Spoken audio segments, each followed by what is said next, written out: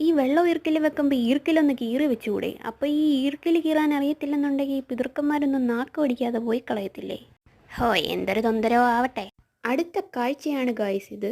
ഇവിടെ എന്തോ കുടുംബയോഗം നടന്ന ലക്ഷണമുണ്ടല്ലോ. എന്തുവായാലും അവർ വന്നപ്പോൾ ഞാൻ വായും തുറന്ന് കിടന്ന് ഉറങ്ങുമായിരുന്നു.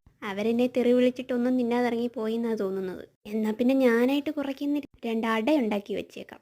ഇന്ന് ആത്മാക്കളെയൊക്കെ അപ്ഡേറ്റ് ചെയ്യുന്ന ദിവസമാണ് ഗൈസ്. അതിനർത്ഥം നിങ്ങൾ പ്ലേ സ്റ്റോറിൽ കയറി അപ്ഡേറ്റ് ചെയ്യണം എന്നല്ല, ഡെത്ത് സർട്ടിഫിക്കറ്റുമായിട്ട് ബലിയിടാൻ പോകണമെന്നുമല്ല ഞാൻ ഉദ്ദേശിച്ചത്. ഇങ്ങനെ ചെറിയ ചെറിയ പൊടിക്കൈകളൊക്കെ ചെയ്തു വെച്ചേക്കണം. അപ്പോൾ നമുക്ക് ഈ അട കൊണ്ടുവച്ചിട്ട് തിന്നാൻ പറയാം.